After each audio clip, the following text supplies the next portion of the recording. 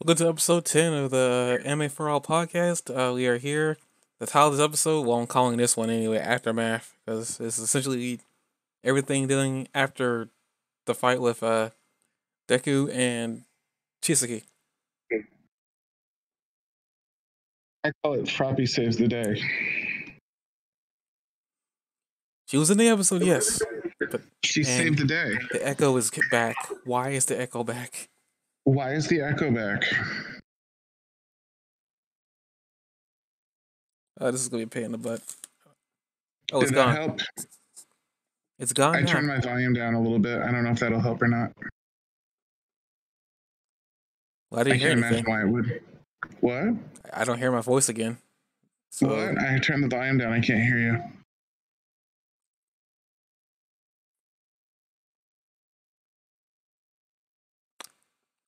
Can you hear me now? I was kidding, dude. I will hit leave this call if you do that again.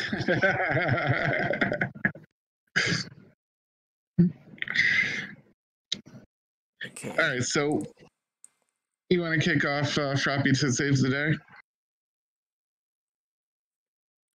If you want to talk about Froppy, fine. She's only there like a couple of seconds, I think, and she's actually helping like Miorio. She only needed to be there for a couple seconds.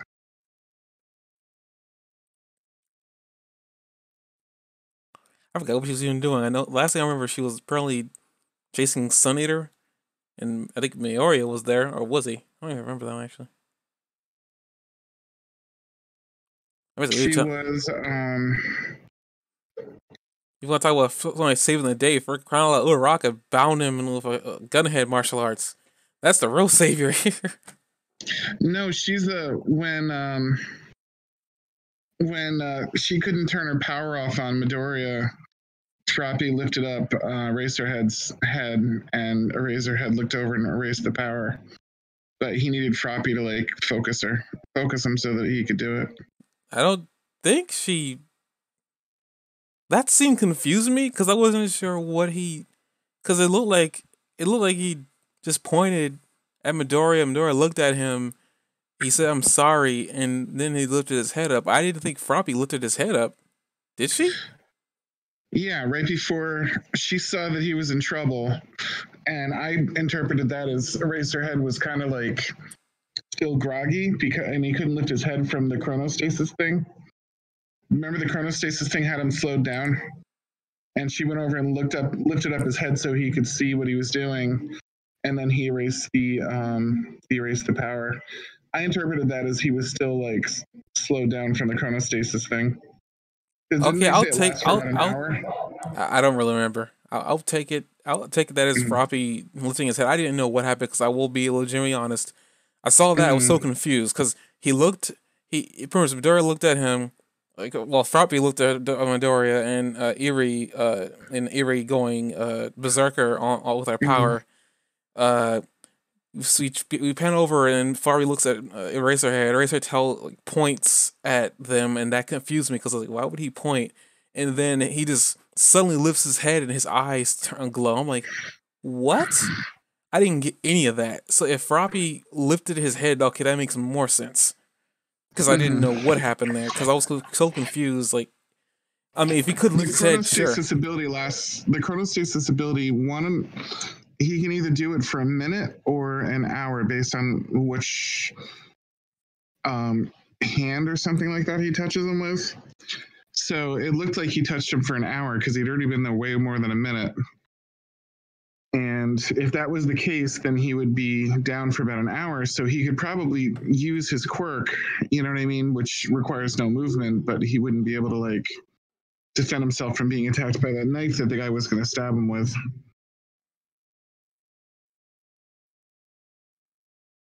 I guess like I said before, when I saw that moment, I was so confused at what was happening. But I mean, I guess it makes more sense that since Froppy was holding him anyway, yeah, she probably would. Because I really don't remember. I mean, I remember chronostasis and his head arrow piercing Eraserhead. I remember something about Eraserhead not being able to move. But that's about as much as I remember. Up and says Deku's, and then they cut away from the scene, and like you assume that she's because she was so worried about what was going on. You can kind of assume that she brings everybody over there because the next thing they do is all run out to back up Midoriya. Well, yeah, we'll continue on with that. We flash back over to Deku, and we apparently come at the end of the fight. We already saw the fight last episode, but they apparently decided to rewind. Haha, back to in the middle of the fight with Midoriya. You can even use your power on the episode. Use his fight with like Chisaki and Deku pretty much. I think they have him say something differently here, but I don't really know. All I know is that apparently he says that he's fast enough to be able to punch him in the middle of, I guess, of his reconfiguration. So that's all the time he needs to make him stop shifting. And essentially he does just that, punches him so hard that he ends up landing on the ground. After that point, this is where the episode ends, is where, you know, he's on the ground. We have a little bit of flashback of Chisaki and his father, and we get the last bit of humanity that Chisaki even had was when he was a little kid, and we already knew this, but he doesn't like people talking about the Yakuza. Essentially, this makes him come back to life and almost go feral, and then Uraraka ends up like gunhead martial arting him into the ground, into submission, which essentially that ends that fight. Like right there, you know, everybody's helped out. You know, everybody had their everybody had their part in this entire arc. As the title of this episode's podcast is Aftermath, we see everything that happened afterwards. The police finally managed to get involved. The police come out of nowhere, managed to arrest people. They started arresting everybody from the 8 bullets. They also help out, like the ambulances also get there to help out the people who are injured. Apparently, amazingly enough, only like 8 people were hurt this entire thing, and civilians were hurt this entire escapade, and the only injury they suffered was scratches. Yeah, because Midoriya's really controlled the fight along with fighting him. He had All Might 100%. He was able to really control what was going on. They give him big props for that. Well, I mean, he fought him in the air. Well, then they also bring up the fact that I like how they bring up the real world situations here. Essentially, most of the people at the time of like 9, I think this all happened within an hour, which is kind of weird. But regardless, at this time of day, people will be at work. So essentially, even if they did land into buildings, I think the expiry girl said that he only like hit the buildings and he was necessary to finish him off. So he didn't hit that many, but he hit only enough to not cause a lot of damage.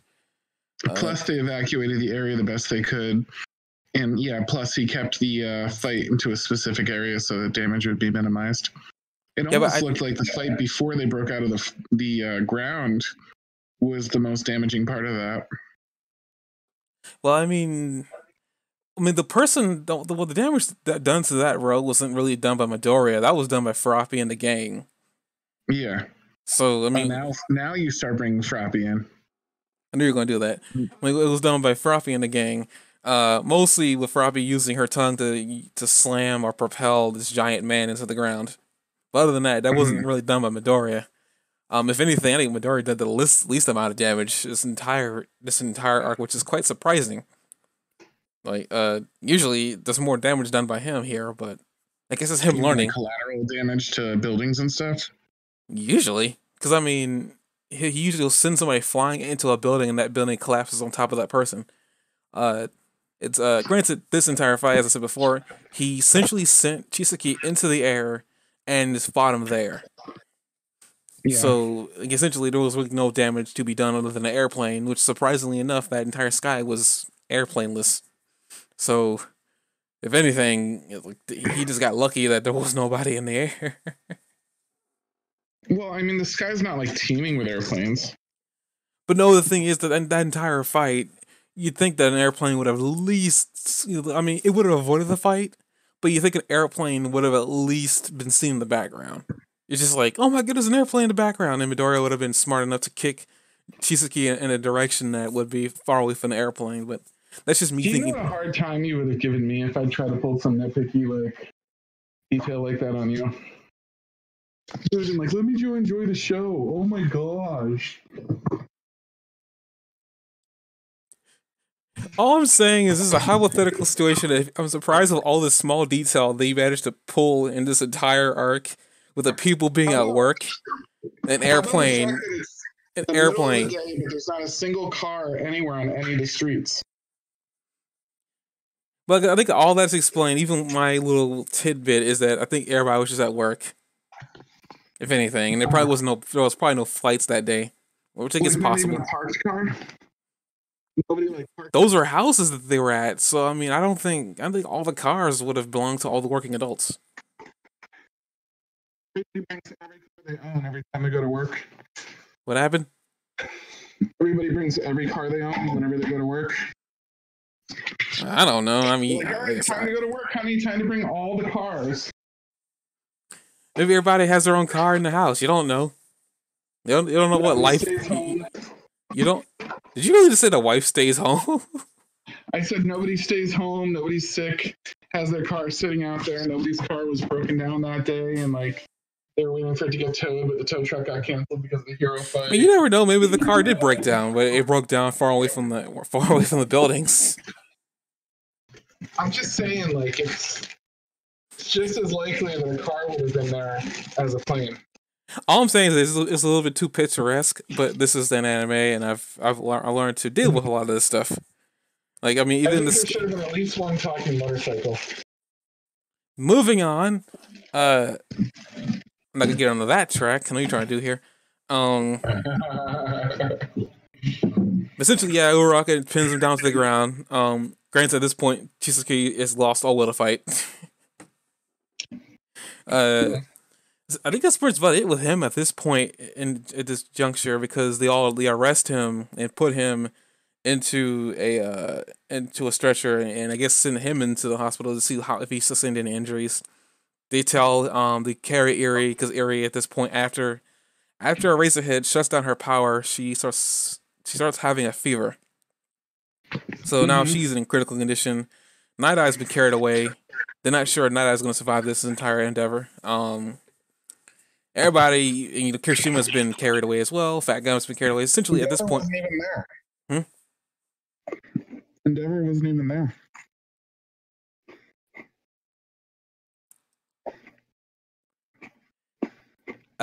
we're at the hospital now. It sounds like Night Eye was married to him, and he should be afraid for his life.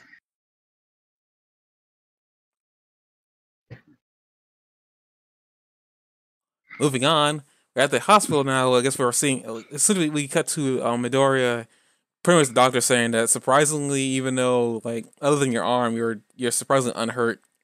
I guess he does not know about Eri's power. Well, actually, maybe he does, because I think the entire hospital knows about that power, because that's why they quarantined her. But essentially, he has no damage other than his arm, which we do see that his arm is still very, very damaged. I'm surprised that none of the skin that was on his arm has come back yet, which is even more disturbing. But you see Prince Midoriya walking out with not I, but Eraserhead, and Prince Eraser has given Midoriya the download on everybody. Fat Gum and Kirishima are pretty much pinned to a bed now. They can't really move. Crap, what's his name? Sun Eater apparently had a cracked skull. That I don't remember happening, but maybe it happened when he fell on the side of his face. I don't really know. It's easy to think that he took some injury at some point. I guess, or maybe because he did faint and he did fall on his side, so maybe that's the part of his face that got. I don't know how hard he fell. And if he did get hurt, damaged, like, I mean, yeah, it's quite possible he got damaged at some point during that fight. Got that taken care of. Kind of give it a little bit nitty gritty on everybody. Then they essentially talk about area that they quarantine her, because they don't know. She's more of a risk than an asset right now, because they're afraid that her quirk's gonna activate.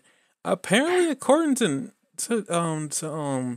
Eraserhead, her quirk doesn't work on inanimate objects, which is weird, because I thought that was confirmed that it did. Maybe I misinterpreted that. I don't know. I know Well, whatever. It only works on human beings, so they're gonna quarantine her in the inside of a room while she's passed out and has a fever. I had two questions about that. I had the same question you had. Another question I had was like, if they felt this, like if she couldn't use it on animals and things like that.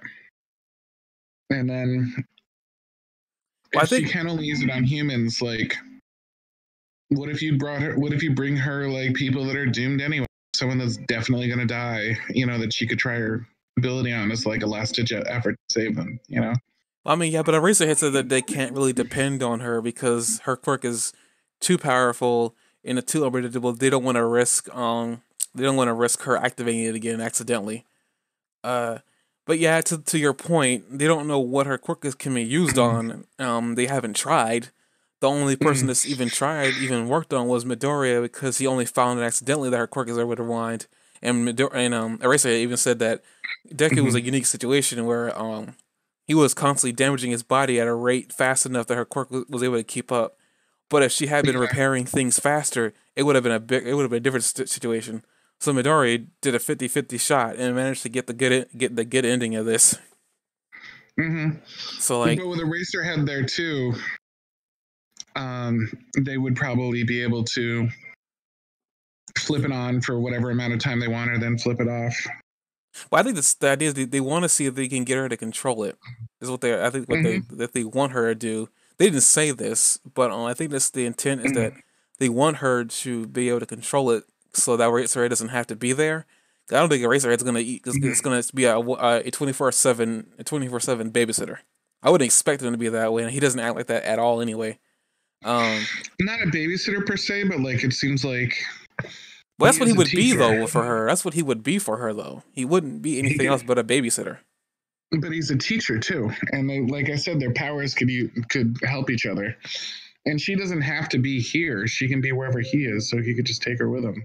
He's still babysitting her though, and I don't. That's not the kind of guy I see Eraserhead being. I said before he's a teacher, but like, I don't know if he could even help her honestly, because I mean his quirk is different than hers. He can turn it off though, so he can save her, even if he can't specifically help her. I mean, yeah, that is like there I too. Said, he taught a lot of people how to use their quirks, even though it's different. Like his quirk's nothing like Froppy's, but he taught Froppy, I know teaching is more just saying this is how you can expand your quirk. I don't know what she did. All she did was meditate. What, to turn it on? No, I'm talking about Froppy. Did all she do was meditate? Oh, to make herself disappear? Yeah, it seemed like it, didn't it? So I thought, because I don't know what kind of training he used on her. That's really weird. Okay, but I guess back to current events. But yeah, they talk about how she's not like an asset. They can't really trust to use her yet or at all at this point because right now she's really sick. They don't want to risk startling her, activating her quirk. I mean, Eraser doesn't seem all that concerned because he is there in the hospital right now. And then we go to the top floor, and essentially we see the unfortunate aftermath of Night Eye and having a spike shoved in his stomach. This is something that I forgot about and honestly did not remember. So seeing him die here was actually quite a shock. Yeah. This is the one I found accidentally on the wiki. Yeah, this is the death I forgot about. Yeah. Remember I said I was looking through the names and I accidentally found out someone was dead in the wiki? It was him. I was thinking about that when I was watching this episode. I was like, is this the death he was talking about? Yeah. Because, I mean, you could have told me and I wouldn't have really even cared, honestly, because I would have already seen this. Well, if anyone's listening to the podcast, we wouldn't want them to care either. You don't want to spoil something like that in the podcast. Okay, touche. But yeah, he dies. But before he dies, we see that he is, I guess, a lot happier now, knowing that his visions don't always have to come true. He's talking with All Might because this is the first time and the last time All Might is like with him, and essentially All Might, we see that All Might feels as that he done him wrong, and he apologizes for not being there. I think he even takes a shot at him saying like, huh? You finally come to see me while I'm on my deathbed, huh?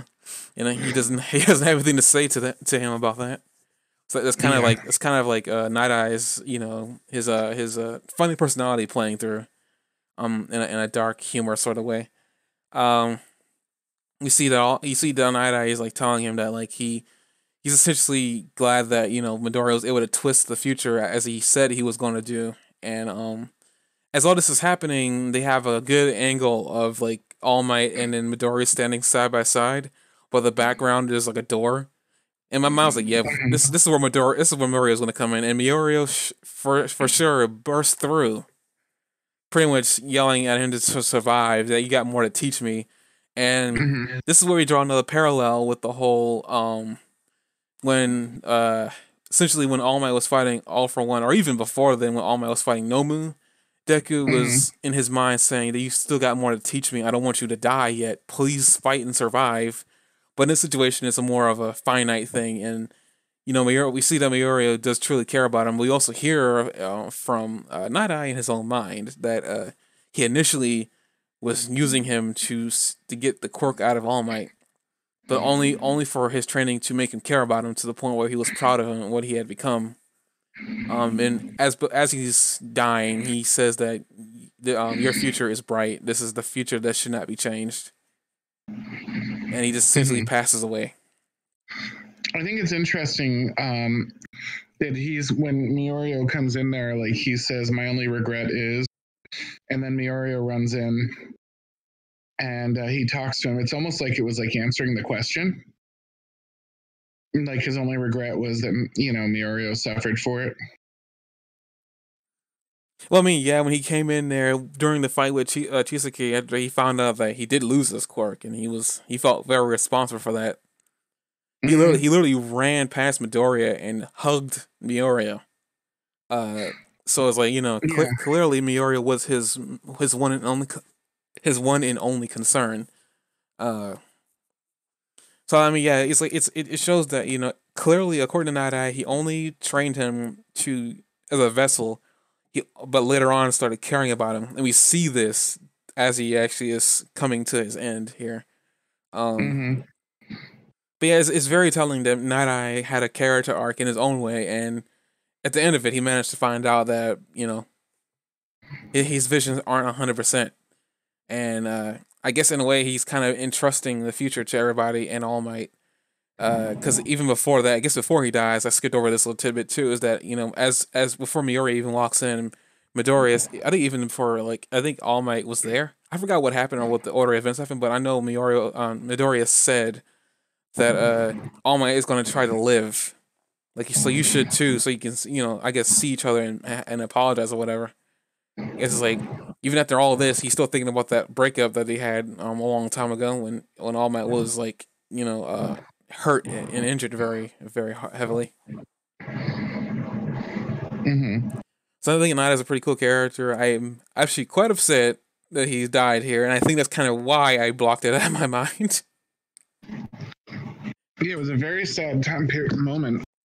Nida was a cool hero. I could see from a storyline perspective why they would need to get rid of somebody that could tell the future, but they made his abilities so like limited that like it seemed like very feasible that they could have kept him going. He can see the future. Mm-hmm. I'm sorry. But it does build a. I can see the future. It does build an interesting storyline moment for Miorio that like you know what I mean. Like it's the first really bad thing that looks like it's ever happened to Miorio. Yeah, we actually see him break down and cry for the first time because he's always usually smiling or he's like got a straight face. He's always like Mm-hmm. telling other people to buck up and this is what you Mm-hmm. gotta do, and like I mean his catchphrase was power, and I believe that I believe that really derived from Night Eye. I don't know how, but yeah, a lot of like how he even said that you're the reason why I was able to fight like this. You still gotta teach me more. But it looked like even with all that happening, Night Eye was at peace, and essentially all he really Mm-hmm. said to the last thing he said to him was that your future is bright, and this is the thing that should not be changed. Now, whatever he saw, he was very happy because he died with a smile on his face. I was surprised he checked the future after promising himself that he would never do that again. Well, here's the thing. He said he would never do that on a person, but he used it so many times on people this entire arc. I don't even think he was serious about that. I thought he meant like in the long run. I thought he would like do short-term future reading, but not like find out how someone turns out in the long run anymore. Yeah, but he broke that when he looked at Midoriya and told him that he was gonna die. Well, he knew he was going to die in the short term, though. I honestly So, took his promise saying that he wasn't gonna do it on people, period, because he did not want to see how they were gonna die. That was too much of a burden on his mind. That's what I took that as. Yeah, but that literally makes zero sense, no sense whatsoever, as opposed to because he used it on Midoriya before Midoriya came, like before Midoriya even met him. You know, That's what I I'm mean, saying. I don't think, yeah, if anything, he broke that entire vow, the entire arc. Like he broke that vow the entire, and I thought about that too, and I was like watching all this, and even beforehand, none of what he said makes sense. Now it might have had something to do with his really, really, really weird, messed up sense of humor, maybe, but I don't even know if that had anything to do with it. I think honestly, maybe he intended to do it after he had perceived All Might's death, and he had been since then been trying to figure out how to prevent it. And I think that's what he initially meant. But I think after a while, after meeting Midoriya, I think things change as usually as cases perceive itself. Midoriya changes people's like, perception on things. I think maybe that's what happened here. Maybe he said, maybe I can just do it, and I won't have to. Granted, he didn't do it that much, but he still did it more than I thought he was going to, considering the vow he made. But I mean, whatever. He literally used his quirk to dodge attacks the entirety of the of the fight he was in. Granted, that was using it on himself. I don't know if he said he couldn't use it on himself, but I don't know. Like honestly, I would have to go back and look at his wording again. But yeah, like that's pretty much we see. That's the last thing we see. Everybody's crying and everybody's sad. All Might drops a tear from his dark eyes. That's really creepy, just seeing his sunken in eyes and a tear coming out. But essentially we first go from that to an ambulance. Well, actually no, we go from that to Toga and Twice with letting Shigaraki. Well, by the way, I gotta say, this entire episode, I was so amazed at how well designed Shigaraki was. I thought he was really cool looking. Like when he was on top of the car folded with all his hands like on different parts of his body. I thought that was really cool looking. Like it was probably the coolest looking I think I ever seen that character in ever. Which is quite surprising considering that he's a creepy hand man, but whatever. This was a really cool crew in general. Dabi, Compressor Man, Shigaraki were a really nice like trio for like doing a dark deed. They really balance each other off, they have the right combination of like sadism and like the trump card of Compressor Man, you know what I mean, that he can make things big and small, but he can. And I don't know, they were all like really effective, high level, better than average, like talented, experienced people. And it was just the way they paired everybody off, like, was really cool. That Toga and Twice were like off doing one thing because they made a surprisingly good combo. Like, it makes perfect sense once you see them and you're like, wow, I bet they wrote them to work together a long time ago and this is just the first chance they had. But then these three, like, they're not like a perfect combo, but they're such a cool group. Like they all have the same cool, like cruel, like high talent abilities, and it just made a lot of sense to me. And they work so well together. Like they really like had a high degree of coordination that you didn't see from the 8 Bullets. Like the 8 Bullets came out one after the other like bullets, but there was such a like level of like teamwork with these guys that I thought was really impressive. Well, I mean, Shigaraki said that he trusted everybody that he's with in that group. I will say that Dabi, this is kind of the first instance of Dabi showing up and actually showing some serious emotion. There is something then with Dabi later on that I can't wait to see. And it's like here seeing him again really made me happy. It was like that he's actually showing up. But Dabi, all three of them work together in Compressed Man. I don't remember him being here, honestly. So Mm-hmm. seeing that, okay, yeah, he's definitely a lot more like interesting of a character. Granted, I think this is the first time he took his mask off. Mm-hmm. So we get to see what he looked like, and he looks a lot younger than he claims to be. So Yeah. I don't know what's up with that. Uh, we see them attacking. Well, mostly Dabi attacking the ambulance Chisaki is on. But as Dabi is doing that, a car gets in the middle of it, and it's like, what in the world is happening here? Then a hero comes out of the side of the car. Apparently, he's driving it too. But He looks like Hulk Hogan, doesn't he? I guess now you said that. I mean, I was looking at him. I was like, huh, I think I've seen that design somewhere before. But he It looks like he essentially was modeled as like to be like a little like play on Hulk Hogan. maybe, but I mean, I can see that. I mean, he's the creator of the series does a lot of things on purpose. But Mm-hmm. essentially, he's a Sandman, literally Sandman. I think he was literally. I think he's supposed to be literally a play on Sandman from the Spider-Man series. I think. I don't really know I because thought of that, but there's a lot of isn't there's Gara too from what's it called? That's also a sand villain. So a sand villain's not super duper rare. did you just say Gara? Yeah, am I saying the right one? Are you talking about Naruto? Yeah. I didn't know you even. How much of that show you watched? Not a lot. So you watched Some enough stuff on to know. YouTube. So you watched enough to know about Gara. Okay, I wasn't gonna bring up Gara, but I mean, yeah, I mean, I think he's a better. I think he's a better power base in terms of to compare him to. That he's essentially Gara in this show. I didn't know you actually watched some of that. And like, that surprised me. The more you know. I'm sorry. No, it's fine. It's fine. It's fine. If you know something, if you have a comparison of a character from an anime, shoot, by all means, say something about it. But because I'm not gonna say anything because I don't know if you know anything about it, so I'm not gonna bother. But yeah, That's okay. I think Gar is a good comparison considering how Gar's power, his powers work in the show. But Yeah, his power was more like Gara's, but neither of them had the hero's personality. The hero it was like Hulk Hogan, but with Gara's powers. yeah, I mean, I would say Sandman as well. But yeah, but we see him fight Dobby, and apparently Sand. Well, I mean, I guess it kind of makes sense, but Sand on top of Fire. But like they were apparently evenly matched. At least at this current time. Granted, I'm gonna sit there and say this right now. I don't think Dobby was really using 100% of his power.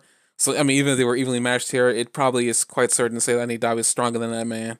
But essentially, we see those two fighting back and forth. I think no, Dobby's taking care of him, and they end up fighting. They end up fighting someplace else after a current amount of fighting and throwing fireballs and earth balls at each other. So Shigaraki jumps onto the ambulance, breaks through No, the. Compressor Man was the point of both of them. Shigaraki distracted someone, Compressor Man turned him into a ball, and then the same thing with the sand guy. Like he was distracted, and then Compressor Man turned him into a ball because he said a line that I didn't really get, something about how he could only turn the top himself in the sand, so he'd probably die. But I didn't understand how that worked within the context of the fight. It just kind of happened. Repeat that There again. was a You can couple only do what lines in now? here, like Compressor Man turns him into a ball, like one of his little compressor balls, and then he's in the ball. And it looks like he turned all of them into the ball, but then the guy and there's like you don't see any sand laying around or anything after that. But he said he could only turn the top half of his body into sand, it seems, so he'll probably die. And I didn't get that at all. May have something to do with the constitution of the Sandman's powers. I guess I don't really know. I thought the Sandman was Because still fighting. you see him disappearing entirely, and then they say sand doesn't burn, does it? From what I could see, he could only make the top half of his body sand, so he'll probably die. I didn't get that at all. Oh, that probably means that Sandman's ability could probably only turn a part of his body into sand. He probably only capable of his quirk is probably only capable of turning the top half of himself into sand. Meaning, if he were to compress the top half, the other half would just end up being cut in half, and he'd end up dying from it. But if you look at it, he's all none of them is sand at the beginning, except for maybe part of his arm. So when he disappears, all of him disappears. Every single grain of sand, everything, and he probably took some of the fire with him. So I wonder. It's probably the same thing with Kurogiri and how Kurogiri, as we know that the blackness that is like the portal, he conceals his face with it. Maybe that's what it is. Maybe he conceals his body that can't be turned to sand as an illusion. Because if thinking about it, if you were to fight somebody who's only capable of turning part of themselves into an element, like what would you do to defeat them? Attack the part that stays solid. And in a way, I feel like maybe it would. Now I'm not 100% sure about this. I can't 100% certainty say that's what's happening. But in my opinion, that's how I'm thinking about it, is that maybe he does what Kurogiri does, in which he just conceals the solid mass of him in sand. And maybe Compressor Man's experience with people gets like him, maybe I don't really know, and maybe his power is a little bit more complex than we think. Compressor Man's powers, I think, are probably more complex than we think they are. Because I mean, for one, it seems like granted, I mean, his motif is a magician, but for crying out loud, some of those like times he compresses people, I don't even see him around when he does it. So I don't even know like what's the limitation on his power to begin with.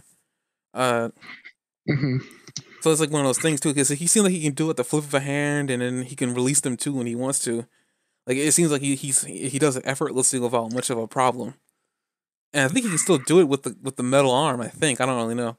He might not be able to. I don't know how quirks extend. I was watching that. It looked like he was only using the non-metal arm. Well, he definitely just said he's only got one hand, but when I saw him in the full body shot, he had both his hands, so I was confused by that. So maybe that's what it is. Metal. Yeah, I know. Maybe it was because his quirk only works with one hand, but I guess maybe that explains it. Because I definitely did say that. I definitely did see him say, "I only got one hand." I was like, okay. Then you can see a full image of him. He's like, wait, he's got both arms. Like, oh, that's right, the metal arm. Maybe he can't do the metal arm, but essentially, I think he can't. It makes sense, but essentially, Shigaraki jumps onto the ambulance, breaks through the glass, takes the steering wheel from the ambulance driver. Worst ambulance driver I've seen in my life. First turns it, makes the ambulance turn to the side, crash into their vehicle, and essentially, I think he either Compressed Man turns that man into a ball, or Shigaraki decays him. I don't know sure which one that happens. Either one, or something happened to him, and then we see Shigaraki pretty much pulling Chisaki out, and he's giving him this like very, I guess, evil speech about how who's going to be the leader of this new world. It's definitely not going to be you. Is essentially what I got from all that. Essentially, I think Compressed Man at some point takes a piece of his arm away from him, so his hand can't be used anymore. And then Shigaraki does the same thing to his other hand, leaving him. I'm pretty sure those were his legs. No, he had his legs. He was missing his arms. Really? Let me look. I've got the thing called up now. I thought what they were doing was disconnecting him because he doesn't need his ability. Times when he was fighting Midoriya, he was just a torso at one point. I thought, as a matter of fact, I didn't know why he wasn't using his ability anyway. But I think he just given up on all hope. Honestly, I think he gave up on everything. I think he lost his will to fight. I think he literally lost his will to fight. Because that's not impossible, but what I thought they were hinting at, I thought that they were saying that. Sorry, this volume turned on. I thought what they were hinting at here was that your connection to your quirk has something to do with your legs, because that's how they've been erasing it, is like eliminating the quirk at its source through by blocking that spot in your foot or whatever.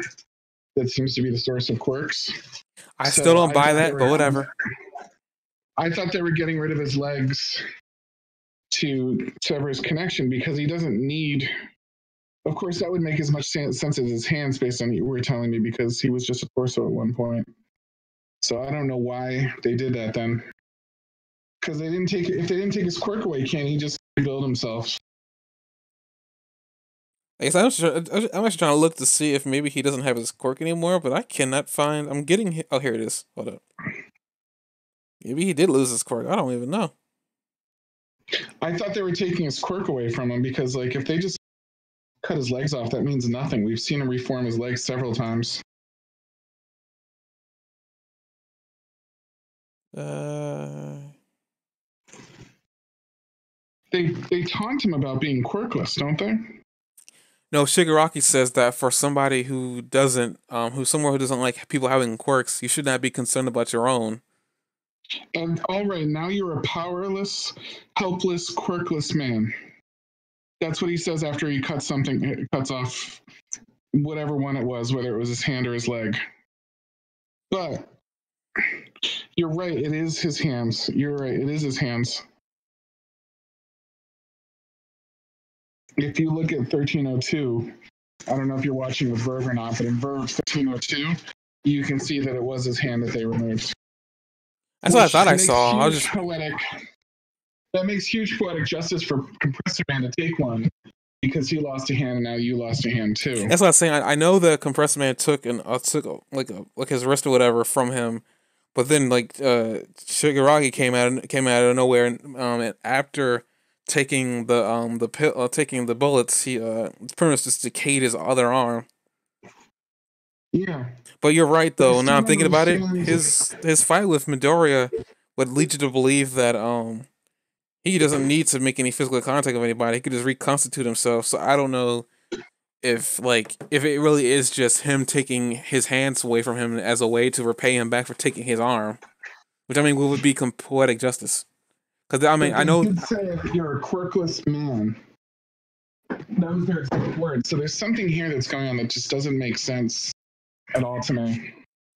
maybe they took just his quirk, but the thing is, I looked online and there's no record of him losing his quirk. He still has it. He's in jail. Then why do they straight up say quirkless? Maybe taking away his arms, or taking away the piece, a part of his arm is what severs his quirk.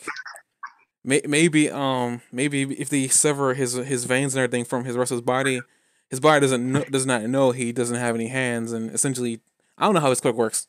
I couldn't really tell you why. But again, remember, at one point he was just a torso.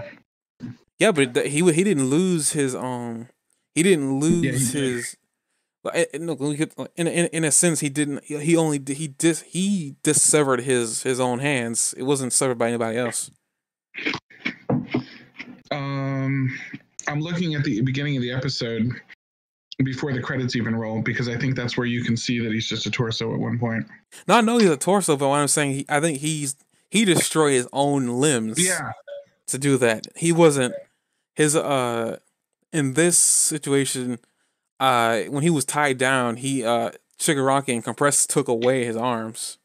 Maybe what happened, maybe because Shigaraki's quirk is all about destruction and Compress Man just takes parts of your body. Maybe that's what it comes down to. Maybe there's a difference has how his body will react. Which, by the way, we see really close-up shots of this man like having allergic reactions all over the freaking place, which is really weird. So I mean, I think clearly he has some reaction to being touched. But yeah, I'm fully aware that I've seen the torso. I mean, that's when he's forming all four arms on his body. I've seen the torso. I know what you're talking about. It's just that, like I said before, I mean, I don't know how his quirk works, and maybe it has something to do with the fact that he fused himself. At least, by the way, when he was doing that stuff, he fused himself with that gigantic man. So maybe like the torso and him reforming had something to do with the added power from that behemoth of a dude. Because he wasn't doing the torso thing before that. He'd done that. He was just doing the arms. So maybe it's the added power from that dude. But even with that, I don't know how that makes sense. But whatever. Because I mean, he was flying the entire fight with Midoriya. No reason he should have been flying. Like on honest and being really honest and nitpicking that entire fight. That's probably the one thing in that entire fight that really made no sense was that Chisaki was flying. Because I don't think he was doing anything. I don't know if he had a quirk on him that he could do it. I don't know, because it made no sense that he was flying. I was thinking it was just tournament stuff that like they were jumping through the air. But that's the thing, like Chisaki was standing. Well, Midoriya, we know for he was constantly moving and kicking the air. Chisaki wasn't doing a lot of that. Whenever he did move, yeah, I will admit when he was moving, he probably was kicking in the air. But there were plenty of times where he was just standing in the middle of the air. He wasn't doing anything. He was just standing there yelling. Even the point with the torso, for instance, you top of the torso, his legs and arms were just were all over the place, but he was standing still, well, floating still, whatever. He wasn't moving. So I don't know what that was. Maybe that was artistic direction. I don't know. So there's some small things you can nitpick about this entire fight and how his quirk works. Also, we don't know, because I mean, even the whole idea of his quirk and him reforming, you would think that there must be ways to suppress quirks already, because in all honesty, these cops don't. At least the cops we've seen don't possess powers. So how are they apprehending villains that have powers in the first place? There must be a way to suppress a quirk already. There must be a way to suppress a quirk already. Either that or Night Eye is not going to. Wait, have a what? Either that or Night Eye is not going to blink for a long time. You mean Eraserhead? Sorry, yeah. Well, I mean, he has to blink because that's how his quirk works. He gets dry eye when he uses his quirk. I know, I'm just joking. I'm just saying, if that was the case in World, he would have the worst case of dry eye I've ever seen in my life. He'd be going to that man from that commercial. You got dry eye, try clear. Give me that. Benstein, that would be funny. But praise of Benstein in this world.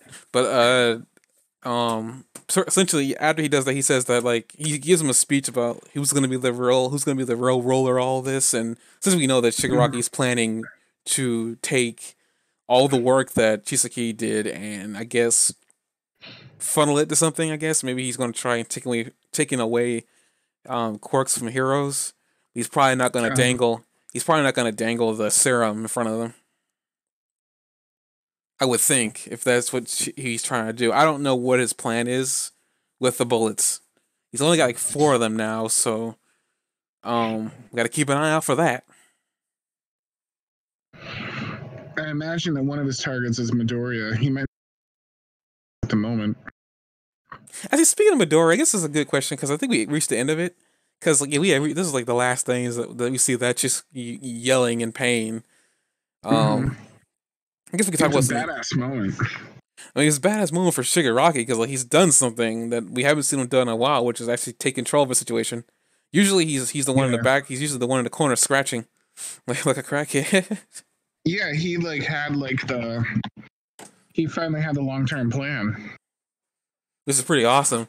Like, granted, yeah, I mean, I guess before we leave this, like, I guess like, when it comes down to it, we were probably overanalyzing that whole situation. I think what we're supposed to take from that was that your boy Compressed Man, because like the entire time that they were doing this with Chisaki, their entire ultimate goal, at least Shigaraki's goal, was to get back at him for one, destroying Big Magnus. Big Sis Magnus. And to get back at him for taking Compress's arm. And I think twice in Toga got back for Big Sis Mag. So this was Shigaraki getting back at him for the arm thingamajigger. So in a way, every single one of them got like a really good bit of revenge there. Yeah, I mean that was the point of this entire thing, was for them to get revenge. So if anything, they had a good mission. They succeeded in a very messed up situation.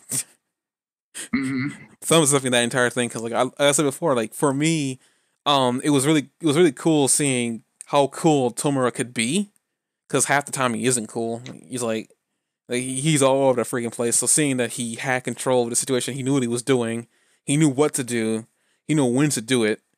Shows that apparently what All For One's doing is working, which is very scary. But I guess off of that, what I want to bring up too is, since we're talking about All For One, this is a good segue. I'm pretty sure you thought about this, and you just probably never brought it up because you never had a good opportunity to. But what do you think? Okay, we were talking about last week how how you believe that Tomura was just some type of chess piece to get back at All Might. I wonder, do you think you? Who was the chess piece? Tomura, Shigaraki. Okay. No, well, my question is, because we know All for One knows about the history. He knows who has the power now. Um, Hmm. I'm pretty sure the answer to this is no, that he hadn't told him. But how much do you think All for One told Tomura? Such as like who his mother, who his grandmother was, who like like I wonder how much you brought up the fact that he might be trying to use one of his targets might be Midoriya to get rid of his quirk. Um, Hmm. do you think Tomura knows that the power that he has can be passed on to people, or do you think he does not know this? I don't really have an opinion. I'm not sure. Because this is an interesting thing I want to bring up too. Because it's like it seems kind of weird that I wonder how much All for One told him versus what he didn't tell him. Uh, I because think he could figure some of this out on his own at this point too. well, I mean, yeah, he had to. Well, at this point, he kind of has to because his mentor is in jail. Uh, Well, then there was the fact that All Might's, he was there and it was on TV, said, now it's your turn. And then the last thing he says as he's walking off in this episode is, now it's my turn. So huh. he's got that on his mind. I guess. That's another thing too. I mean, granted, I'm not saying that Tomer isn't smart enough to do this on his own. He did this on his own, Mm-hmm. but so it's like clearly, he has the potential. He just needs to calm down, and essentially, Yeah. he's done this time. He's calmed down, but for how long, I don't know. Um, This was quick revenge, but he did wait until the right time at the same time. I mean, yeah, he waited. I mean, he was sitting on on a throne of garbage. Everybody else Mm-hmm. around him wondering, why are we going to get revenge yet? And he's like, no, it isn't time. I was like, he is waiting, and that's actually Yeah. scary. I think sometimes the scariest villain. I'll let you continue, but I think sometimes the scariest villain is the one that knows to wait. So yeah, Overhaul's downfall in this was complete. He went down completely. Like he lost all of his villains. He lost his plan. He lost even like the little bullets he was trying to get away with. He was arrested. He was like gloated over. He had his arms removed. Apparently that's going to stay. And he was just completely destroyed, like completely thoroughly destroyed, in the revenge plot that kind of like was pulled off here. So that, it was very swift to have it turn around the way it did. But it was very interesting the way it was pulled off too. I wonder how much anybody besides him knew about it either, because when those two were interrogated, Toga and Twice were interrogated, he asked him, did you hear anything about a betrayal? And they both said no. okay. Here's the thing. I didn't really bring this up before because I didn't think it was that important. But since you brought it up, this is me interpreting the events that happened. But essentially, I think maybe Tomura knew from his talks with Chisaki because I know like during that entire exchange, like Chisaki demanded a lot out of Tomura, and Tomura said no half the time. Huh? What? Which one's Tomura? I just call him Shigaraki. Tomura is his first name, but Shigaraki is the one with the hands on his face. yes, Okay, just making sure. Chisaki demanded a lot out of Shigaraki. Shigaraki was pushing back for a good while until the whole concept of trust was the thing, and that's when he shot back saying that you took away two of my chess pieces in an attempt to become king, and this when he gave Toga and Twice to him. But before he did that, before they made it over to him, in a way, he was telling them about a revenge plot, but also in a way he wasn't. And because of the way that guy's quirk works, I almost want to sit there and say, now, I'm not 100% certain. I don't know. Maybe maybe he can think that far ahead. I don't even know. But hypothetically speaking, I would say that maybe Tomura knew or Shigaraki knew that there might have been a person amongst Chisaki that could force people to tell the truth. So in a really smart way, he told them that we're gonna get revenge, but you're gonna have to wait for it. And because of the way he asked questions, because he wasn't asking Anyway, I think he could have gotten it out of him, but he didn't ask the right question. Yeah, Because he that's very essentially asked possible. he asked a question that was a flat out yes or no. He could have easily gotten them to explain something, but he decided not to for whatever reason. Mhm. Essentially, yes, he did not tell them about a revenge plot. He did not. He insinuated. That's what they want to try to get Mhm. out of here. Tomer insinuated. He told them that there's gonna like right now I trust you, and some words he literally pretty much let them know that there is a plot in place. You will know when it is time, and they took advantage of it when they realized that the small dude had anger issues. Uh-huh. So like I guess I'm like I said, this is not 100% true. This is just me pulling ideas that could be possible. As we said before, as we've seen here now, he's capable of thinking 5 steps, maybe even 6 to 10 steps ahead of people he's dealing with. And because he's such a new person, a lot of the established villains are going to take that into account and thinking that they can, one up him in a way, get around him. And in reality, they can't. Which, as I said before, Mhm. the villains that are capable of waiting are probably the more scarier ones because you don't know what they're capable of doing. They're not going to like reveal their full hand. And that's one thing about Shigaraki that I think he's learned from All for One is that you have to wait to fulfill what you want to do. And Yeah. All for One is literally the king of waiting. This man sat around for an eternity waiting to get revenge on All Might. Mhm. Half the time, All for One was just sitting in a chair, like when we first saw him. So it was like at the end of the day, like Shigaraki learned from the best. He seems trashed, but like mostly like immortal, doesn't he? Who? All for One? Yeah. Uh, yeah, yes. I would say that probably had a lot to do. He probably took a quirk that allows him to live forever, or something to the extent. We don't know that because he hasn't said anything, but we know he has a lot of quirks on him. So, I saw almost in as a yeah, he probably took a quirk for immortality or something. With how long he's been around, I'm pretty sure he ran across a quirk like that. But Or just a quirk that like lets him regenerate or something like that that functionally makes him very close to immortal. Like Wolverine from the X-Men being someone that lives for a ridiculous amount of time just because his quirk makes him regenerate. I guess I just took it as like maybe he took a quirk from somebody that allowed him to live for long because apparently he's the progenitor of the freaking all for one. I mean, one for all quirk in the first place. So Mhm. he's a very old. That man must be over 100 some odd years old at this point. But Mhm. but yeah, like for one, like Shigaraki is progressing to be an interesting villain. Will he stay that way? I don't know because I feel like at least from what I can tell of him, he can easily be swayed. At least to me, he feels like he can easily be swayed because he literally went like even before all this, he literally went out of his way to talk to Deku in a crowded Mhm. mall, and in a real way too. That was more calculated than anything else. He literally went into a crowded mall because he knew Deku wouldn't do anything. Because if he did, Mhm. um, he would essentially destroy everybody. He could decay people faster than he could react.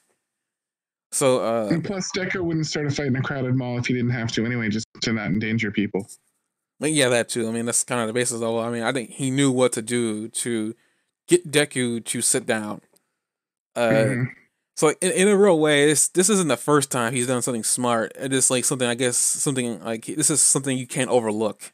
I guess it's a better way. You can't overlook what he did here because he said before, yeah, he definitely shut down Chisaki just by taking his life's work. So he left him out in the middle of the highway too. On top of that, Right. literally walked away like a badass. It was like it was like the most picture perfect thing ever. Just Dobby and Compressor just walking beside him. He's just walking down the highway. It's just like the police just see him and he's like there's somebody down there. You might want to go get him. It's like who the heck was that guy? I don't know, but we deal with him later. I don't even know. Like, I mean, yeah, it was pretty. This was a pretty cool episode. I think this was probably the coolest thing. But I guess one more thing I want to ask is, after this episode aired, I started seeing a lot of things online from news outlets saying that, do you think this arc ended prematurely? In your opinion, The you like, story arc?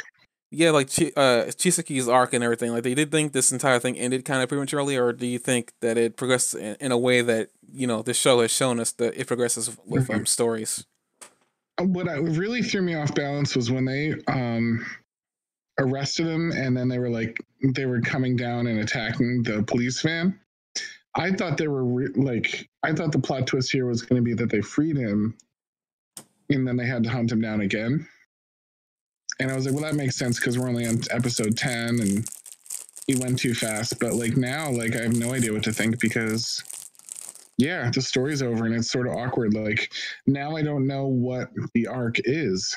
But this isn't at the same time, this isn't the first time something like this happened. Stain didn't end at the end of an arc. Um, he was like kind of a major enemy that got wiped out a little bit early too. And we found out that the episode was the story arc was really about something else.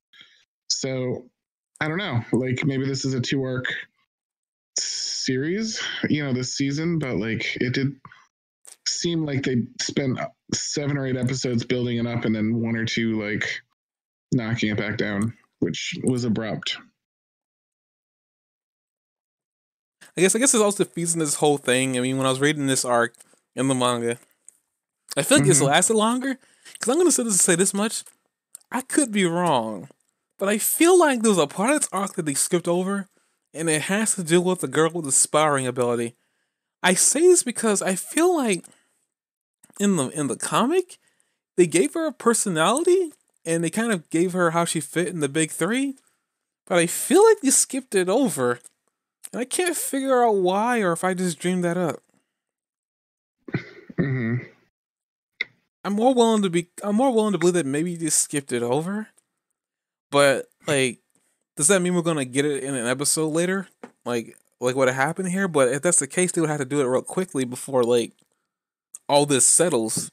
Because what's the we only got like one more episode of what's happening afterwards, and then we're gonna probably transition to the next story beat. What the next story thing is gonna be. Whatever that is, because I don't even know how long the season's gonna be and how many arcs are gonna fit into this season. I would imagine 2. Well, I mean, I think they fit 3 in the last season, or did they only fit 2? I'm not sure, but it seems like we're on pace for 2. I guess. That kind of makes me disappointed because I think if they're only doing 2, then the next bit is not disappointing, but it's like I'm looking more forward to what follows that than what's coming up now. But what's coming up is pretty cool too. For different reasons, but you'll see that when it comes up. But so I don't even know. Like I honestly, I think maybe it was short, but I it's kind of what I expected from the way this creator likes to, like, at least from the manga, from the way he does things. Things kind of like, even the anime kind of does it really good too. Is like things get wrapped up real quickly on purpose because they don't want to like waste your time with filler. Then the occasional time they do waste your time with filler, we're gonna talk about that. But they only waste your time with filler Like like the one episode that was basically an ad for the movie. We don't talk about that. We get episodes like that where they're trying to buy some time for the for a break or whatever. But the show doesn't really waste your time with filler that often. When they do, they only do it for one episode, and after that, they continue on with the arc. So it's like one of those things where it's like, this isn't Dragon Ball Z, this isn't Naruto, where you spend lots of time for Lord knows what reason with characters that don't really exist in the canon of the series.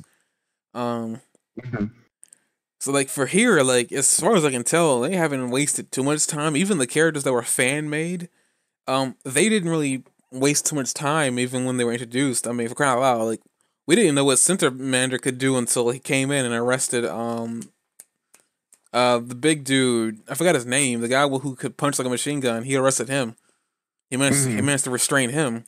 We didn't know what he could do until that moment, which is kind of surprising and a little bit disappointing. But I guess that's how this is how this show works, or even how the creator intended his like. Because I think the creator's just been watching the show too, so like, so far I haven't heard any complaints from him. But like more than anything, he's actually just doing sketches. Like I mean, during the Kirishima thing, he actually made he actually sketched Kirishima out and released it on Twitter. It's like he's been following release dates and stuff like that. So like I guess at the same time it's like maybe they don't want to step on his shoe or his toe because some animators do that. I don't know why. I couldn't answer you the reason why. Sometimes I mean this happened a lot during the '90s, but it's kind of stopped now. I'm pretty glad about that, but so I don't even know like if anything like was this arc too short? I don't know. Was it short? I mean, kind of, but at the same time, this is kind of like the pace that they like to take us along. We get introduced to a whole group of characters, then they take us on the little bit of story that they have with them, and then we move on to another set of characters. Usually, we stick with like the Class 1A a lot, and we did that a lot during what seasons 1 through 3. Because I think they wanted us to get acquainted to these people and getting some favorites, which we all did, and even you did. Uh, and then what happened is season 4 was more about expanding the world because this show does that a lot, where they like to expand the world. This is probably the smallest expansion I've ever seen in my life. Which is probably I guess what it comes down to when I'm leading off on this is that I said before this arc started that after reading this and like learning about who Overhaul was, I'll ask you in a minute, but Overhaul was not my favorite villain. He wasn't as hyped as he was. A lot of people might disagree with me, and I mean that's fine. A lot of people like Overhaul. He's a good villain, but he's like for me he doesn't possess charisma. He doesn't make me root for him. And as I said, like 2 episodes back when we reviewed it, we found out why his grandfather is in the state that he's in. I felt less sorry for him to the point where he did this to himself. Like everything he's doing because he's selfish. In my opinion, everything he's done is only really to further a goal, like a mega corporation in a way. He wants to make the Yakuza bigger and badder again. He isn't a sympathetic villain. Like I can't sympathize with Chisaki. I can sympathize a little bit with Shigaraki. I can sympathize with Stain. Um, like there are characters I can like Shigaraki's group. I can sympathize with every single one of them. Well, except for Toga, but that's a whole different story. But like there are characters that you can sympathize with, even on the villain side. You can relate to them. I couldn't do that with Chisaki, and maybe that was the point. But my biggest problem with him is the fact when he first got shown up in the last episode of season 3, people were so excited for him, and it was like, yes, the best villain of My Hero is gonna come out. And I'm sitting there. I read the thing. I've even watched the arc now, so I got a better like idea. But he's still not like he. I mean, we're talking about big bads. He's definitely up there, but he ain't my favorite. Like, if anything, even Stain kind of treads that line of villain and anti-hero a bit. But as an antagonist, he's a better antagonist in my opinion. Chisaki is just like, I don't know. He doesn't do it for me. He's really not one of like, and I feel like maybe Chisaki's gonna be that character in the history of this show that people go back to because he's cool and whatnot. But I don't know. I couldn't tell you. I my opinion hasn't changed. If anything, it's gotten worse. But that's my opinion. I guess what's your overall opinion on him as a character and where he falls on your list of like how you feel about characters from the show up to this point? I feel like a lot of this, there was good moments in, but I feel like a lot of this story arc in general didn't work, and I've been criticizing it all the way through. Every episode I've had, some pretty deep criticism of it.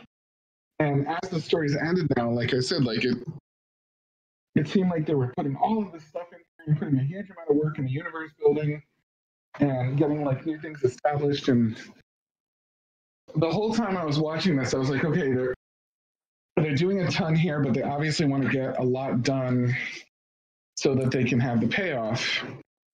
And I was like patient for like 5 or 6 episodes where I thought things were going too fast for the payoff. And then they have like a 5-episode raid of his base. And I thought this was all part of his bigger plan. Like I thought, oh, he's just got these 8 bullets and they're just one of like 5 or 6 clans of enemies that he has. And he's using them here. And this is a high cost, but he's got something on his mind. And like, I watched this lane, like I kind of sat back with like a wry smile through this thinking, I can't wait to see how he owned them in the end, because he really damaged a lot of heroes and put a lot of heroes out of commission. And I thought, so this whole thing here is like his plan to like take these heroes out. He got Eraserhead, he got Lemillion, he got a bunch of other heroes, made a big problem for everybody. And as the series was winding up, I thought he really was going to get away. And I thought after all that, he got away. And he just used this little clan of, villains that he could spend. And I thought this was like all built around him showing, how he uses his pawns. And I thought these were just pawns. But then they actually track him down and they get to him. And then they beat him. And I'm like, oh, that really sucks. But then I see the gang like in the truck, like coming to get him. And I thought, oh, no, it doesn't suck. Like he had a contingency plan all along. And I'm sort of surprised, but like he's staying loyal to him. But I guess that makes sense because everybody seemed like they stayed loyal to him. But then they just came and knocked him out of the series and walked away. And I was like, what? It just seemed so complete, his downfall. Like, I was like, so all this time he had like 8 heroes on his side, and that he was one really high sacrifice rate away from getting completely knocked out of the series. It just didn't seem like enough power for him, even though he went down hard and took a bunch of heroes with him. The mastermind that like was supposed to be a big rival mastermind for the current big bad that we knew, from the League of Villains. Like, I don't know. I can't say he went down like a bitch, but he went down much easier than I was.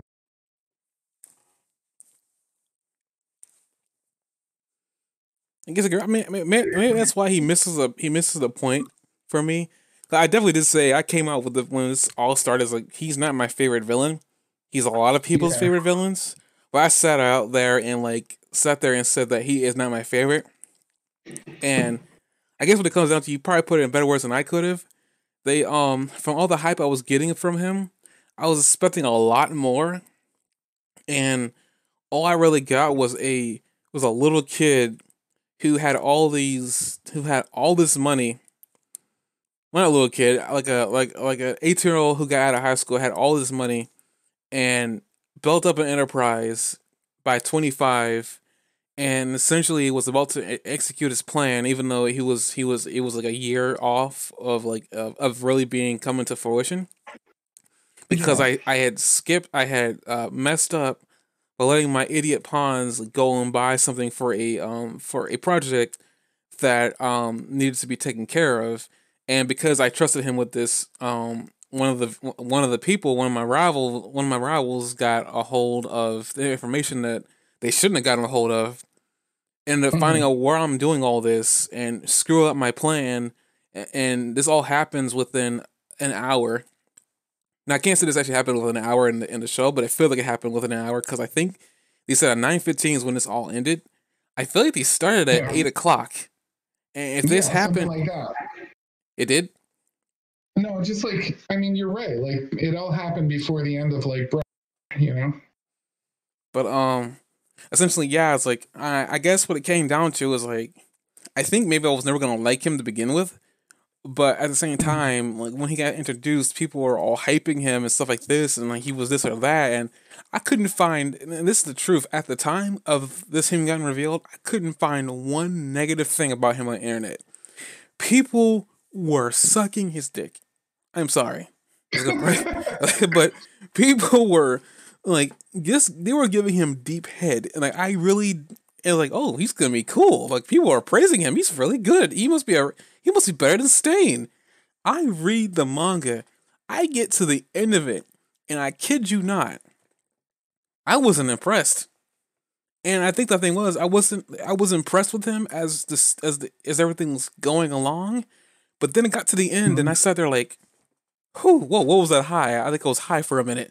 I was like I realized that he wasn't that great to begin with. Like, Stain was a lot better of a villain, and on top of that, Stain was only treading the line of a villain. Imagine Stain going full hog wild villain. Yeah, that would be ridiculous. But like, you got Chisaki, whose main issue was he was trying to repay the debt that he didn't have to pay um by trying to bring the Yakuza back up into the forefront and being the most dangerous thing out there. But because quirks are the main issue, he discovered there's a way to get rid of the quirk. And he learned over the trials and testing that he found a way. Granted, I'm gonna sit there and say this much. He may not be my favorite villain, but he definitely found something dangerous. And I suspect that maybe because Shigaraki took the bullets, we're gonna see it come back in the future. Which is why I say we gotta make sure to remember he had 4 bullets in that case. So either one two things is gonna happen. We're not gonna see Shigaraki making more of this stuff because he probably doesn't know how to make it. So we're gonna probably see him like maybe I don't know who among his gang uses guns other than Twice. So Twice might be the one he might give these eradicating bullets to.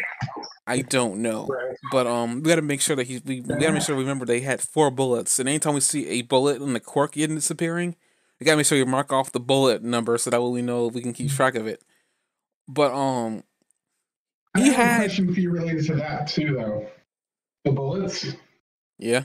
If they had shot a regular bullet, would it have done more than the quirk? What happened? What? When they shot the bullet that took out Lunalian's power, wouldn't it just kill him if it was a regular bullet?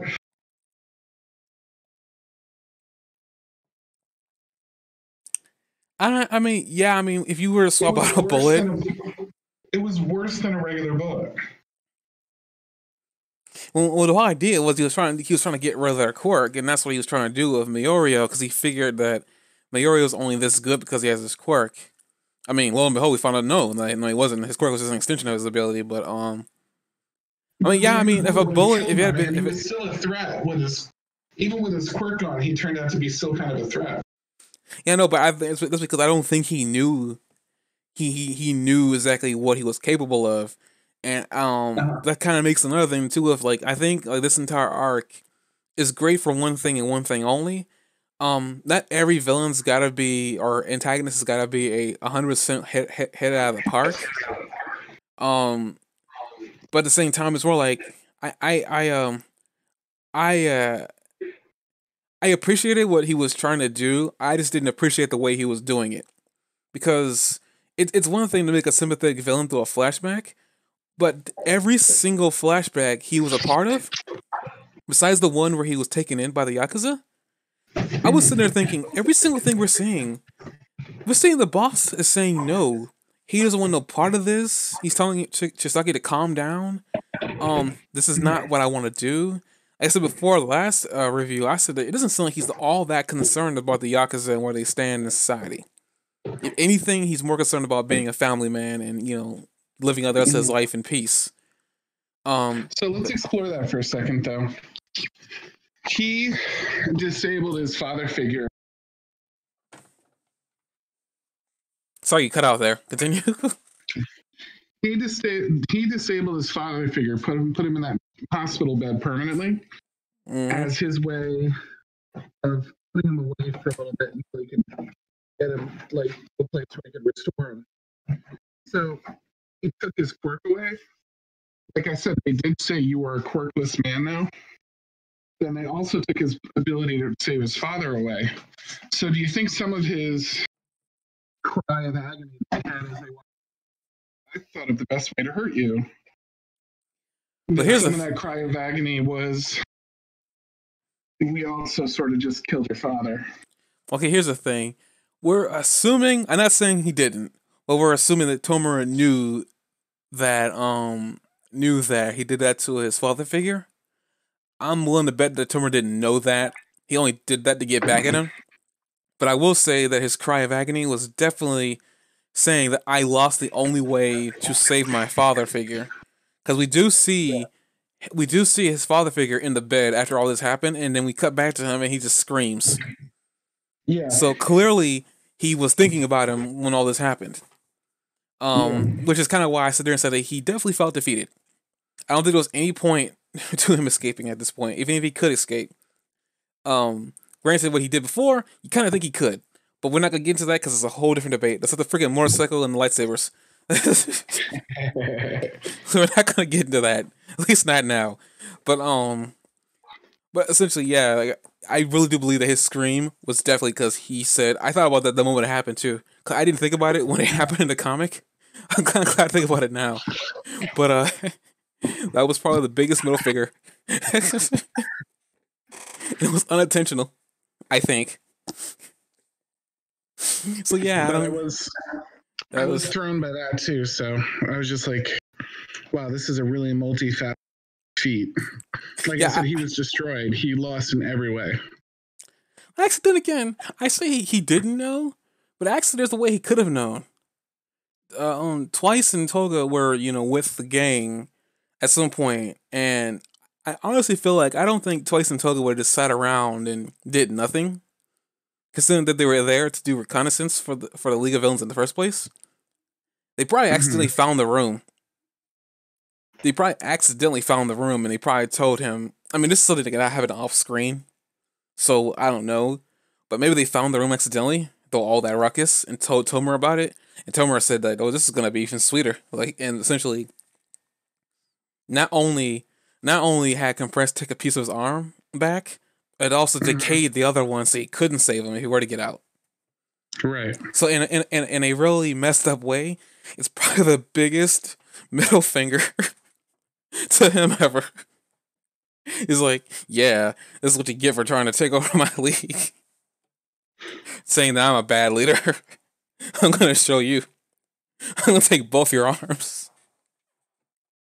That's so mean. It's like, I'm sorry, but I just don't like him. And the more I talk about Chisaki, the less I like him. Because I mean, that whole thing about him doing that to his father in the first place, I really got upset because I don't know why I didn't get upset the first time I read that, but it really upset me watching it. So like, I think it's more emotion in the anime for me than it is reading it, which is a good thing. But like just like I said before, I even said that 2 episodes back that we find out he disabled his father. The one thing that made me feel bad for him, we find out he did. So I was like, at this point, I'm like, I can't feel sympathy for the guy. There's nothing about him that is very sympathetic. He is not the nicest. Even the Yakuza, the one that only follow him out of fear, say that they don't like him either. So you got not only the outside factors affecting my opinion of him, but the inside ones too. Like, yeah, Stain. I know I said last week that Stain. I don't know if Stain would like followers, but at the end of the day, I would have to agree with you that I think maybe he would treat them differently. He wouldn't treat them like trash. I think Stain is better of a person than that. Because I can feel sorry for Stain. I can feel empathy for Stain. I understand where he's coming from. I don't understand or even care about Chisaki. Shoot, even like All For One, I can feel empathy to some extent. Granted, a lot of the empathy that I feel for him is coming from him thinking that All Might did him wrong, but that's a whole nother subject for a whole different time. But I have a tough time connecting with that guy, but I'm not saying I connect with him. I can understand kind of where he's coming from. Essentially, he feels that All Might wronged him. In reality, no, he didn't. He did it all to himself. But still, I can understand that to an extent. A lot of that wasn't self-inflicted. Some of it was. Everything that Chisaki did this entire arc was so self-inflicted. It wasn't even funny. It was like one of those karma is gonna come back and get you. Like in a way, because like every single thing, even him like kicking Tomura when he was down, like he did not treat Tomura like an equal. I mean, Shigaraki, he didn't treat Shigaraki like an equal. He didn't give Shigaraki anything. If anything, he took more than he gave. I don't even think he gave him anything, did he? He's just sort of like commandeered his whole operation. So like, yeah, like if anything, he was a dick. And maybe that was the point of his character, but like, if you wanted me to feel sorry for him, you didn't do a good job of it. Like, if anything, I feel more sorry for All For One than I feel for this man. Like at the end of it, I feel like that was just desserts. Like, I was laughing and more applauding Tomura the entire time when all this is happening. I was like, oh my god, they're gonna kill him. I was like, oh, they're gonna kill him? I'm sorry, it's really messed up. But that's really how I felt about the character. It's like I mean, like I said before, you probably don't feel that aggressive towards him because you already stated that, you felt like you were cheated. Which, I mean, I can see that too. But like all the hype that I was hearing about him was not deserved or earned. I feel like he missed the mark a lot. Things accelerated really fast. Like they did that slow, complicated build of a whole stuff, and then when they accelerated, he abruptly showed that he had almost unlimited god. Most of what he was doing was a big surprise. So the fight didn't feel earned because he could do anything, and it just happened. You'd be like, oh, he can apparently do this now. Doing this, and then his power amps up, and you're like, oh, now he can really apparently do anything. Like he can reform his body, and he's the Masu Black, and he's like flipping out, and then he dies, and I didn't understand his powers in the first place, and then I really didn't understand them when the fight started and everything amped up, and then I didn't really understand why he lost them, and then I didn't understand why he continued to lose them. And the whole thing was like, it was hard to get really excited about it because of all that. And then, like I said, and then I was also sort of like thrown off because like, I'm like, oh, they've come to save him. And I'm like, oh, they've come to kill him. And oh, well, they really, but oh, why can't he just heal himself? Because they decided not to kill him. And it just like, I kept feeling off balance. I didn't feel off balance in a good way. I felt off balance in I don't know enough of what's going on here to feel emotionally engaged with the happenings. And the reason why he reverted back to normal, and lost all his ability, was because Eri rewind. Like when he flipped out after waking up again, he had you saw him put his hand or his monster hand over Eri, essentially contact with that made him revert back, and that's why that other dude just went out of him. He didn't let it go. He was forced to let it go. Like so she devolved him? Yes, when he had touched her, touched Deku and Eri in that glowing mass or whatever the heck that was, it reversed it. She rewound his ability. Essentially, that's why. Just look that up because a minute ago you didn't know that. You didn't ask me that. Well, you didn't. I mean, that shows that they didn't take his quirk away, and we. I was kind of confused why you thought he lost his quirk. I'm like, I know he didn't. He just like. I didn't understand that his quirk was gone there. I mean, like, what happens is that she rewound it to the instant before he had merged with that giant man. That's what happened. Apparently rewound it to the point where he lost his quirk entirely. There's nothing on the internet that says he lost his quirk. I don't know. I really don't know. I just know you're a quirkless man. I think you meant they were talking about his father. No, they were talking to him. He's laying there in his bounds. They take his arms away. Can you look at the case? Can you look at the bullet case? See how many bullets in there? There were 4 out of 5. Okay, so the bullet that was used to Miori was the only that's missing. Right. Well, I don't. He couldn't be quirkless. The only thing that would say that he was quirkless is what you just pointed out is when she rewound him, which is something I didn't realize had happened. Her rewinding, they've already established, can rewind people until before they've lost their quirk. So if she rewound him till before he had his quirk, like evolutionary, because that was a fairly recent evolutionary jump. So if she rewound him and she was the reason that he lost his quirk, that makes vastly more sense. And then they just come by and insult and injury by taking his hands away. Okay, I just found out what happened with his quirk, and guess why he's quirkless. I don't know how this explains his arms, but see, overall is his weaknesses. Overall can be restrained if Kai becomes unable to utilize his arms. After Compressed Man and Tomura destroyed his arms, which are his quirk factors, he is unable to activate his quirk. So essentially, those parts of his forearms are the only part of his body that has a quirk in it. Well, okay, so then how do they know that? And here, it just is stupid. It's stupid because he reformed all his arms at least several times. And if he did have his quirk when he was laying there, why couldn't he use it? Because all I can say is that he lost. All I can say is that he lost the will to fight. That's all I can really say. Because like, I mean, after he got decked in the face by Deku, all you can really see is him just like laying there with his blank expression, like, how could I lose? I think he just lost the will to fight. I won't say that that's not what happened, but if that's what happened, it's stupid. I'm not gonna sit there and tell you your opinion's not valid. It's totally valid. But like I said before, the only real explanation I can give you is what I tell myself when I watch anything. It's an anime, so roles can go out the window at any moment's notice. I mean, you mean like a sky being free of planes? Sure. I don't nitpick as much as I nitpick that bike. I look at valid reasons, and I won't hear it from you. I get valid reasons, but there's not much I nitpick, and it's like at this point, it's an action show. Clearly, like they gotta make it so that him being captured is believable.